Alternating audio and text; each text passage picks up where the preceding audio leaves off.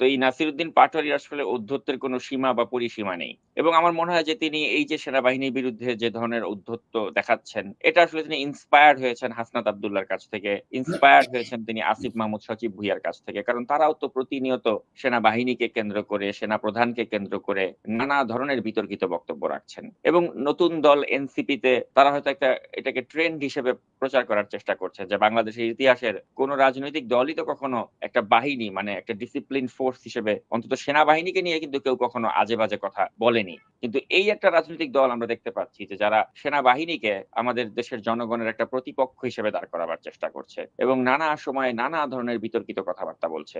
এবং এটা একটা মানে ডেলিবারেট ভাবেই তারা বলছে। মানে এটা অবশ্যই এটার পেছনে আমি মনে করি যে তাদের কোনো একটা হীন উদ্দেশ্য রয়েছে। কারণ তা না হলে তো এভাবে কেউ কথা বলে না। আর আপনি অবশ্যই কথা বলতে পারেন যদি সমালোচনা করার মতো কোনো যৌক্তিক কারণ থাকে। আপনি দেখেন সে বলছে যে এরকম সেনাবাহিনীর সদস্যদের মাথায় ঘিলু নেই এবং তারা মানে অস্ত্র এনে আমাদের দেশের জনগণের উপরে নাকি তারা গুলি করে। তো এখন আমার কথা হচ্ছে সেনাবাহিনী যদি সত্যিই গুলি করত ৩ আগস্ট, ৪ আগস্ট বা ৫ আগস্টে তাহলে এই যে নাসিরুদ্দিন পাটোয়ারিরা বা আমরা সকলে মিলে যে একটা গণ অভ্যুত্থান আমরা যে দেশে দেখলাম হলো, এই গণ অভ্যুত্থান কি সফল হতো যদি সেনাবাহিনী গুলি চালাতো? সেনাবাহিনী তো জনগণের উপর গুলি চালায়নি বলেই তো এই গণ অভ্যুত্থানটি সফল হয়েছিল। তো সেজন্য তো আমরা তো যদি বলি যে সেনাবাহিনী আমাদের এই গণ অভ্যুত্থানের একটা পার্ট ছিল না, এটা যদি আমরা বলি তাহলে তো ইতিহাসকে অস্বীকার করা হবে। তো আমি দেখতে পাচ্ছি যে এনসিপির মাঝে ওই ইতিহাসকে অস্বীকার করার মতো একটা প্রবণতা আমরা দেখতে পাচ্ছি যে তারা একদম আমাদের নিকট অতীত যেটা মানে ১ বছরও হয়নি। ১ বছর না যেতেই তারা এই সেনাবাহিনীকে বা সেনাপ্রধানকে কেন্দ্র করে নানা ধরনের বিতর্কিত কথাবার্তা বলছেন। যেখানে আমরা দেখতে পাচ্ছি যে সেনাবাহিনীর পক্ষ থেকে কিন্তু যথেষ্ট সংযম, যথেষ্ট ধৈর্য এবং একটা ডিসিপ্লিন ফোর্স হিসেবে যখন যেটা তাদের করা প্রয়োজন তারা অত্যন্ত দায়িত্বশীলতার সাথে কিন্তু তারা করছে। আপনি একটা জায়গায় দেখাতে পারবেন না যে সেনাবাহিনী কোন ধরনের বাড়াবাড়ি করেছে। আপনি দেখেন গোপালগঞ্জে তারা গেল। গোপালগঞ্জে গিয়ে তারা ইচ্ছা করে একটা মানে chaos লাগাবার চেষ্টা করল। তারপর chaos লাগাতে গিয়ে যখন দেখলো যে সেখানকার ওই মানে ফ্যাসিস্টের যারা দোসর রয়েছে বা আওয়ামী লীগের লোকজন যারা রয়েছেন, তাদের যারা যখন তারা যখন আক্রান্ত হলেন, তখন কিন্তু ওই সেনাবাহিনীর এপিসিতে করেই তাদেরকে পালাতে হলো। তো এখন আপনি দেখেন সেনাবাহিনী যদি তখন তাদেরকে এপিসি দিয়ে সহায়তা না করত, তাহলে সেদিন কিন্তু একটা রক্তক্ষয়ী সংঘর্ষ ঘটতো এবং তাতে কিন্তু এই নাসিরুদ্দিন পাটোয়ারি বলেন, হাসনাত আব্দুল্লাহ বলেন, সার্জিস আলম বলেন, এরা আসলে তারা প্রাণে বেঁচে ফিরতে পারতো কিনা সেটা নিয়ে কিন্তু একটা প্রশ্ন আছে। তো আপনি দেখেন যে একটা মানুষ কতটা মুনাফেক, নিমক হারাম বা অকৃতজ্ঞ হতে পারে তার একটা জ্বলন্ত দৃষ্টান্ত হচ্ছে এই নাসিরুদ্দিন পাটোয়ারির বক্তব্য যে যেই সেনাবাহিনীর এপিসিতে করে তোমরা গোপালগঞ্জে গিয়ে প্রাণে বেঁচে ফিরলে, সেই সেনাবাহিনীকে কেন্দ্র করে তোমরা বলছো যে তাদের ঘিলু নাই, তারা জনগণের উপর গুলি চালায়। মানে একদম ডাহা মিথ্যা কথা এবং অকৃতজ্ঞতার একটা মানে দৃষ্টান্ত আমরা দেখতে পাচ্ছি। তো আসলে এগুলো করে তারা জাস্ট আমি মনে করি যে একটা ওই যে স্টান্টবাজি যেটা বলে, স্টান্টবাজি করার চেষ্টা করছে এবং আমাদের একটা মাত্র ফোর্স যেটা এখনো পর্যন্ত মাঠে সক্রিয় আছে এবং একটা ডিসিপ্লিন ফোর্স হিসেবে যারা আছে এবং যারা একটা ম্যাজিস্ট্রেসি পাওয়ার নিয়ে আপনি দেখেছেন যে দেশের আইন শৃঙ্খলা পরিস্থিতির কতটা নাজুক অবস্থা। সেখানে এখন সেনাবাহিনী যদি বলে যে আমরাও হাত গুটিয়ে থাকবো, আমরা কোন সহযোগিতা করব না এই সরকারকে, তাহলে এই সরকার কয় ঘন্টা টিকতে পারবে? আপনি চিন্তা করে দেখেন। বা এই নাসিরুদ্দিন পাটোয়ারি তারা যে এত দাপট দেখাচ্ছে, আমার তো বিশ্লেষণে বলে যদি দেশে একটা সুষ্ঠু নির্বাচন হয়, ৩০০ আসনে ১ টা আসনে ওরা জিততে পারবে না এবং এদের প্রত্যেকের জামানত বাজেয়াপ্ত হবে। তো ওই ধরনের একটা মানে ঢাল তরোয়ারবিহীন একটা নিধিরাম সরকারের যে মানে যে দল তারা, যাদের কোন ধরনের ক্ষমতা নেই, যারা জাস্ট কিংস পার্টি হিসেবে ডক্টর ইউনূসের একটা প্রশ্রয়ে লালিত পালিত একটা দল, তারা যখন মুখে এত বড়, বড় কথা বলে বা যখন সেনাবাহিনীর বিরুদ্ধে এত বড়, বড় কথা বলে, তারা হয়তো তাদের যে অডিয়েন্স বা তাদের দলের যে কিছু গুটিকয় নেতাকর্মী রয়েছেন, তাদের মাঝে হয়তো একটা জোশ বা একটা উত্তেজনা তৈরি করতে পারে। কিন্তু বাস্তবিক অর্থে কিন্তু জনগণ কিন্তু এটা ভালোভাবে নেবে না। কারণ আপনি জানেন যে আমাদের বাংলাদেশের জনগণ তারা দিন শেষে কিন্তু সেনাবাহিনীর প্রতি কিন্তু তাদের একটা আলাদা মমত্ববোধ বা একটা ভালোবাসা রয়েছে। যে ভালোবাসাকে কিন্তু আপনি চাইলেও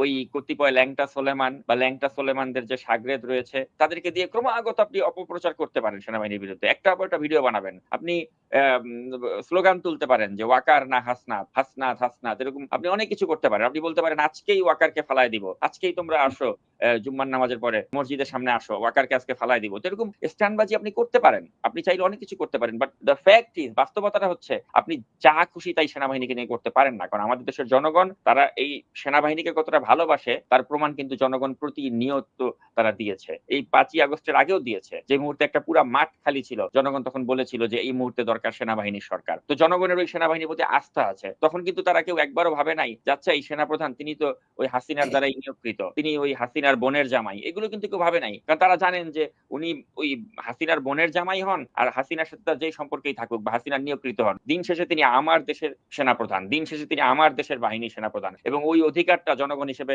তার প্রতি আমাদের আছে। এবং তিনি কিন্তু ওই ভূমিকাটাই রেখেছেন যখন একটা প্রফেশনাল সেনাপ্রধান হিসেবে তার যে কর্তব্য ছিল দেশের প্রতি, মানুষের প্রতি তিনি রেখেছেন। তিনি কিন্তু জনগণের উপর গুলি চালাননি। তিনি যখন একটা দরবার ডাকলেন ৩ তারিখে, ৩ আগস্টে, এবং দরবার ডেকে যখন তিনি ওই হাস্যোচ্ছল ভাবে যখন তিনি আইয়ুব বাচ্চুর ওই গানটা গাচ্ছিলেন যে আরো বেশি কাঁদালে উড়াল দেব আকাশে, তখনই কিন্তু হুম, আমরা বুঝেছিলাম যে এই সেনাপ্রধান তিনি কিন্তু মানে কিছু একটা করতে যাচ্ছেন যেটা হাসিনা পছন্দ করবে না বা হাসিনার হ্যাঁ, বিরুদ্ধে যাবে। তো আমরা তো তার আভাস তো আগে থেকেই পাচ্ছিলাম। তো তিনি তো যখন দেশ ও জাতির ক্রান্তি লগ্নে দেশ ও জাতির প্রয়োজনে সঠিক সিদ্ধান্তটাই নিয়েছেন। তিনি তো তখন ওই আজিজের মতো আপনি বলতে পারবেন না যে একটা ভূমিকা রেখেছে। এখন আজিজ এজ এ সেনাপ্রধান হাসিনার ৫ আটা গোলাম ছিল।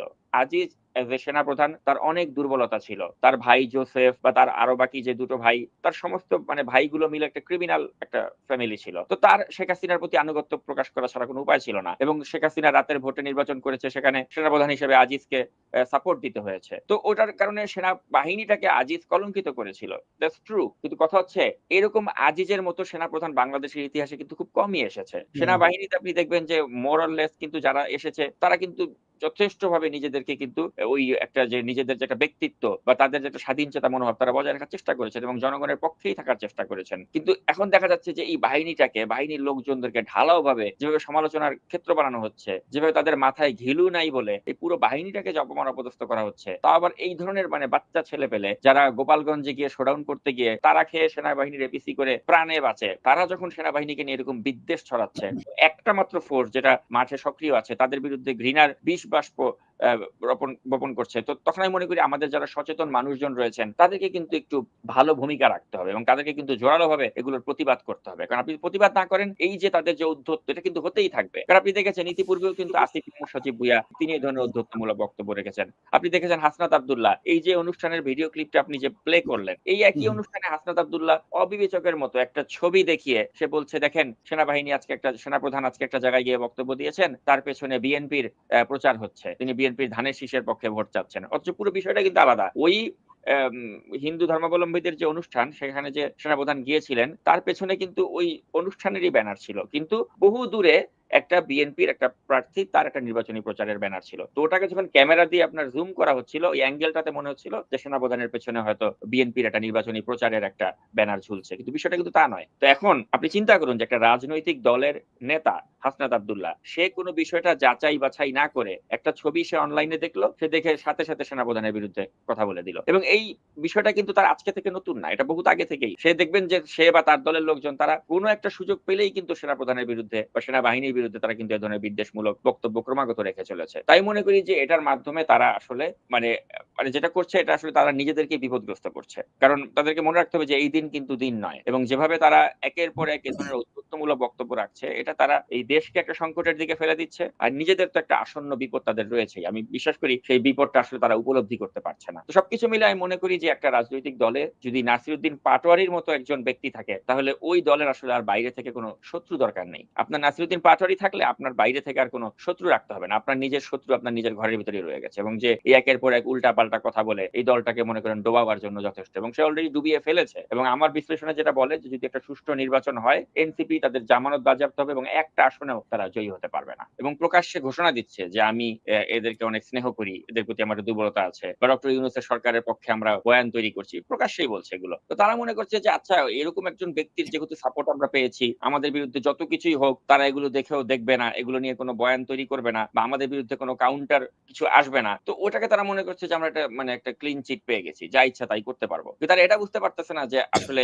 ওই অনলাইনের ওই ল্যাংটা সোলেমান বলেন বা ল্যাংটা সোলেমানের শাগরেদ বলেন, এদের যে একটা গ্রহণযোগ্যতা যাই ছিল জনগণের কাছে সেটা যে তলানিতে চলে এসেছে এটা কিন্তু এরা বুঝতে পারছে না। তারা মনে করতেছে আচ্ছা আমার পক্ষে তো ল্যাংটা সোলেমান আছে। ল্যাংটা সোলেমান তো আমার পক্ষে ভিডিও বানাচ্ছে। ল্যাংটা সোলেমান তো আমাদের পক্ষে বয়ান বানাচ্ছে। অতএব আমরা তো টিকে যাবো। কিন্তু এরা বুঝতে পারছে না যে ল্যাংটার নিজেরই তো বেল নাই এখন। আর ল্যাংটা নিজের বেলটাকে যাচাই করার জন্য সে মনে করেন এখন বাজারে একটা গুজব ছাড়তে পারে যে আমাদের ওই স্বাধীনতা যুদ্ধে ৩০ লক্ষ লোক মারা যায় নাই। ২,০০০ মানুষ মারা গেছে। তো এখন মনে করেন এগুলো বলার মাধ্যমে কি হচ্ছে? এগুলো বলার মাধ্যমে ল্যাংটা নিজেই মনে করেন নিজেকে আরো ল্যাংটা করে ফেলছে। যে আপনি যেখানে আমরা জানি যে আমাদের মুক্তিযুদ্ধের বইতে বিভিন্ন পত্র-পত্রিকাতে আছে যে বিভিন্ন ৭১ এর পরে গণকবর আবিষ্কৃত হয়েছিল। একেকটা গণকবর থেকে হাজার, হাজার মাথার খুলি পাওয়া গেছে। এবং আপনি পাকিস্তানের সেনাবাহিনীতে দেখেন ৯৩,০০০ সৈনিক ছিল। ৯৩,০০০ সৈনিক মিলে যদি আপনার ওই ৯ মাসের রক্তক্ষয়ী সংঘর্ষে যদি মাত্র ২,০০০ মানুষ মেরে থাকে, তাহলে পাকিস্তান সেনাবাহিনীর মতো এত অপদার্থ আর কে আছে তাহলে? তাই না?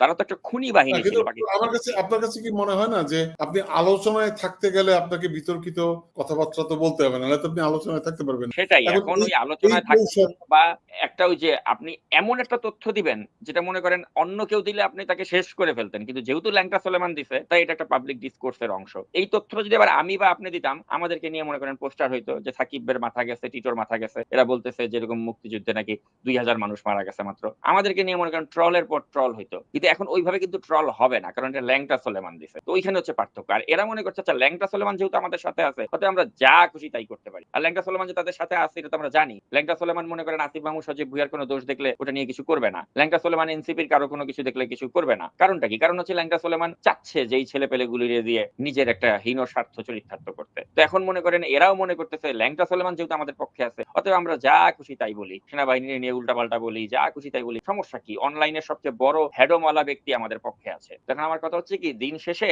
এরা তো ডুববেই, ডুবে গেছে। ল্যাংটা সোলেমান তো এদেরকে উদ্ধার করতে পারবে না। সব দিক দিয়ে মনে করেন কি লাস্টে এরা যখন দেখবে যে আম ছালা সব হারাইছে, তখন যখন গিয়ে বলবে ল্যাংটারে যে ভাই তুমি আমাদের সমর্থন দিলা কি হইলো? আমরা তো